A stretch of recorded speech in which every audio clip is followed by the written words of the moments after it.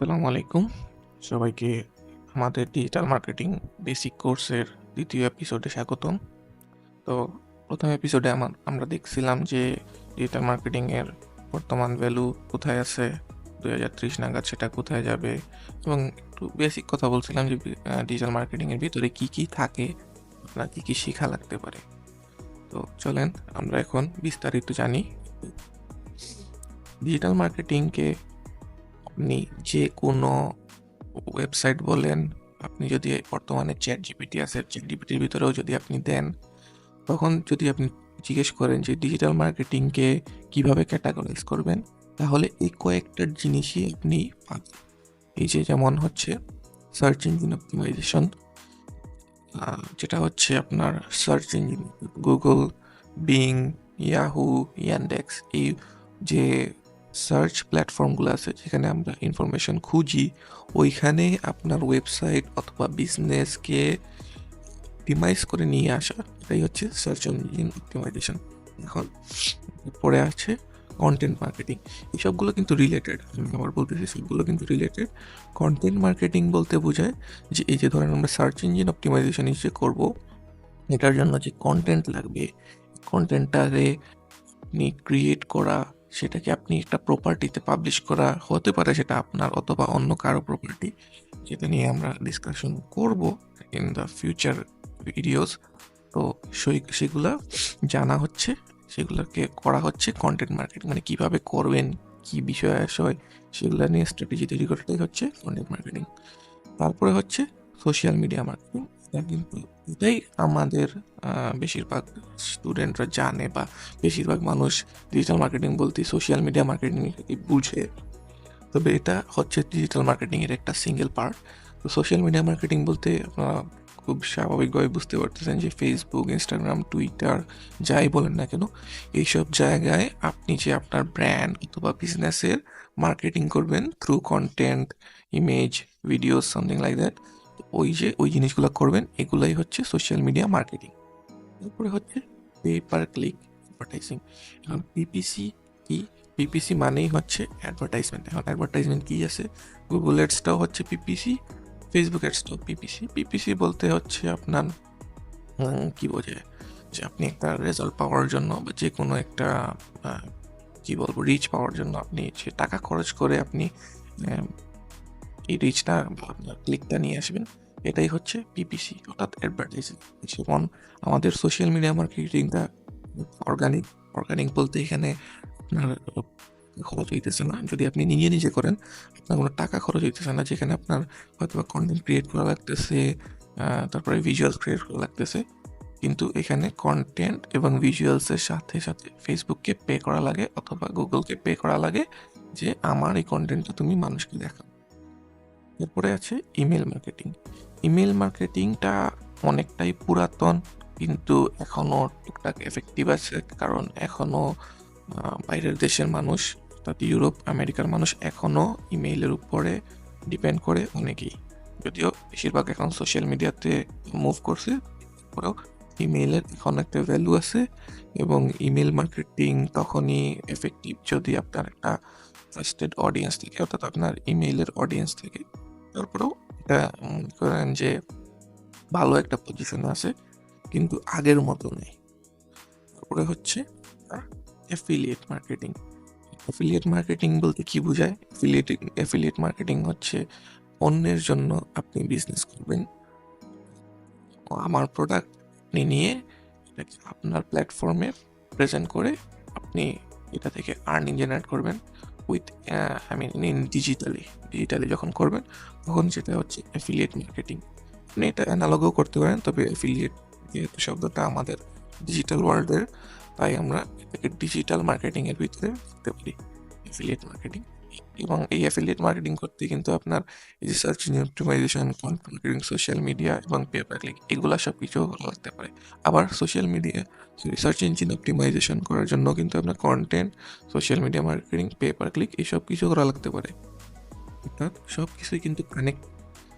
তারপরে আমরা নেক্সট যদি আমরা যেটা আছে ইনফ্লুয়েন্সার মার্কেটিং, এটা সম্পর্কে যদি আমি বলতে চাই, ইনফ্লুয়েন্সার মার্কেটিং বলতে বোঝায়, ধরে নেন যেমন আমি আমাদের বর্তমান বাংলাদেশ সিচুয়েশনে যদি একটা উদাহরণ দিই, লাইক ফুড রিলেটেড আপনার একটা বিজনেস, তো ওইসব ক্ষেত্রে আপনি কি করবেন, যেমন রাফসান দা ছোট ভাই, তারপরে ফুড আপ, এরকম যারা আছে food related business, sorry food related content বানায়, ইনফ্লুয়েন্সার যাদেরকে মানুষ চিনে, যার কথায় মানুষ ধরেন যে একটা রেস্টুরেন্টে যাবে অথবা যাবে না, এরকম একটা ডিসাইডিং করতে পারে যে ওকে তার কথা শুনলাম, তাকে আমি বিশ্বাস করি, সে বলছে ওয়েবসাইটে এই রেস্টুরেন্টে ভালো, আমি এখানে যাব, সে বলছে রেস্টুরেন্টে ভালো না, আমি এখানে যাব না, এই টাইপের যে মানুষগুলো আছে তাদেরকে দিয়ে ডিজিটালি আপনার বিজনেসের প্রমোশন করানোটা হচ্ছে ইনফ্লুয়েন্সার মার্কেটিং।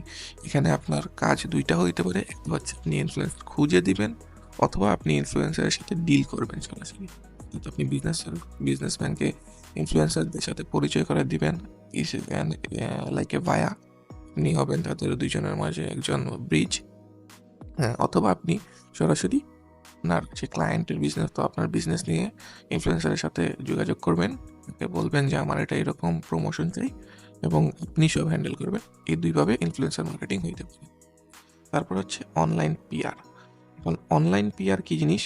অনলাইন পিআর মানে হচ্ছে অনলাইন প্রেস রিলিজ এবং নিউজ অ্যাডভার্টাইজিং আমরা যেটা করি ইউজুয়ালি, ধরেন আমরা যখন ফেসবুকে, সরি আমরা যখন পত্রিকাতে এই অ্যাড দেই, এই পাত্র চাই, পাত্রী চাই, অথবা মনে করেন যে অনেক সময় রাজনৈতিক বিভিন্ন বিষয় আসে থাকে, অমুক ভাইয়ের জন্মদিনের জন্য শুভেচ্ছা, অথবা অনেকে আছে যে নিজের ফ্যামিলি মেম্বারকে পত্রিকায় শুভেচ্ছা জানায় অথবা বসকে শুভেচ্ছা জানায়, ওই জিনিসগুলাই হচ্ছে অনলাইন পিআর। অর্থাৎ আপনার বিজনেসটাকে কোনো একটা অনলাইন নেটওয়ার্ক, সাপোজ প্রথম আলোর কোনো কলামে, প্রথম আলোর যে ওয়েবসাইট যেটা আছে, নিউজ পোর্টাল যেটা আছে, সেখানে আপনি আপনার একটা কলামের ভিতরে আপনার বিজনেসটা সম্পর্কে বললেন, অমুক বিজনেস এটা এরকম এরকম কাজ করতেছে, এটা প্রথম আলোর একটা কলামে যদি করেন, সেটা হচ্ছে প্রথম আলোর অনলাইন পেজে, not their printed newspaper. যদি তাদের অনলাইন নিউজ পেপারটাতে করেন, তখন সেটারে আমরা অনলাইন পিআর হিসেবে ধরতে পারবো। এটা হচ্ছে সিম্পল, কিন্তু এটার আরও ইনডেপথ বিষয় আছে। তারপরে আছে ভিডিও মার্কেটিং। এখন এখানে ভিডিও মার্কেটিং বললে তো ঝামেলা হয়ে যায়, কারণ ডিজিটাল মার্কেটার, আপনি তো ভিডিও এডিটিং বা ভিডিও নিয়ে কাজ করবেন, আপনার তো এটা দিয়ে ধারণা নেই কিভাবে কি করে। কিন্তু ভিডিও মার্কেটিং বলতে আমরা ডিজিটাল মার্কেটিংয়ে যেটা বুঝি যে আপনার যে কন্টেন্ট, সেটার সাথে ভিডিওর সামঞ্জস্যটা তৈরি করতে হবে। আপনি হয়তো বা ভিডিও এডিটর না, আপনি ভিডিও ভিজুয়ালাইজারও না, প্রডিউসার, কিন্তু আপনি যে যাকে দিয়ে কাজটা করায় নেবেন তাকে আপনার ইনস্ট্রাকশন দিতে হবে যে আমার ভিডিওটা এভাবে এভাবে চাই, এভাবে চাই। অর্থাৎ আমার কন্টেন্ট সাপোজ আপনার শুজ এবং এটাতে 30% অফ আছে, আপনি ভিজুয়ালাইজ করবেন এবং এটা রানিং শুজ ভিজুয়ালাইজ করবেন, যে বলবেন আমি চাইতেছি এরকম যে আমার কন্টেন্টে একটা মানুষ দৌড়ে আসবে এবং দৌড়ে খুব স্পিডে দৌড়ে যাবে এবং আমার ভিডিওতে এরকম আসবে যে 30% of on the running shoes. এই যে কনসেপ্টটা তৈরি করা, এটা আপনি শুধু যে করবেন, এটাই হচ্ছে ভিডিও মার্কেটিং। হয়তো আপনার কন্টেন্টের সাথে আপনার যে বেস কন্টেন্ট অথবা আপনার যে মার্কেটিং কন্টেন্ট, সেটার সাথে আপনার ভিডিওর যে রিলেশন, এই জিনিসটা তৈরি করে দেওয়াটাই হচ্ছে ভিডিও মার্কেটিং। এবং আরেকটা জিনিস এভাবে বলতে পারি যে আপনি যে জিনিসটা সেল করতে দিতেছেন, সেটা ভিডিওর মাধ্যমে প্রমোশন করাটা হচ্ছে ভিডিও মার্কেটিং। আর এটা আপনি কারো দিয়ে করান, এডিটিং করান, অথবা আপনি নিজে করেন, ইট ডাজন্ট ম্যাটার, আপনার প্রোডাক্টটাকে ভিডিওর থ্রু মার্কেটিং করাটাই হচ্ছে ভিডিও মার্কেটিং। যেমনটা আমরা এটাতে বলতে পারি ইউটিউবের মার্কেটিংটা কিন্তু ভিডিও মার্কেটিং। ওইখানে হয়তো আপনি আপনার কন্টেন্ট সেল করতেছেন, কিন্তু এই যে আপনার যে কন্টেন্টটা আপনি ভিডিও থ্রু সেল করতেছেন, এটাই কিন্তু ভিডিও মার্কেটিং। তারপরে হচ্ছে ওয়েব অ্যানালিটিক্স। ইউজুয়ালি ডিজিটাল মার্কেটিংয়ের ভিতরে আপনি যে কোনো জায়গায় যান, এই ওয়েব অ্যানালিটিক্স নিয়ে খুব একটা কথা বলে না, একমাত্র বড় বড় কয়েকজন ডিজিটাল মার্কেটার ছিল, তারা আসলে এটা নিয়ে তেমন একটা কথা বলে না, কারণ ওয়েব অ্যানালিটিক্সটা ডিজিটাল মার্কেটিংয়ের ভিতরেও পড়লেও বাইরেও চলে। এবং আরেকটা বিষয় হচ্ছে কনভার্সন রেট অপটিমাইজেশন। এই দুইটা বিষয় আমি একসাথেই বলে ফেলি, ওয়েব অ্যানালিটিক্স এবং কনভার্সন রেট অপটিমাইজেশন, এই দুইটা কিন্তু মার্কেটিংয়ের একটা বিগ ফ্যাক্ট। কিন্তু ইউজুয়ালি ডিজিটাল মার্কেটাররা এই ২ টা নিয়ে কাজ খুবই কম করে, কিন্তু এগুলাই হচ্ছে সবচেয়ে এফেক্টিভ ওয়ে।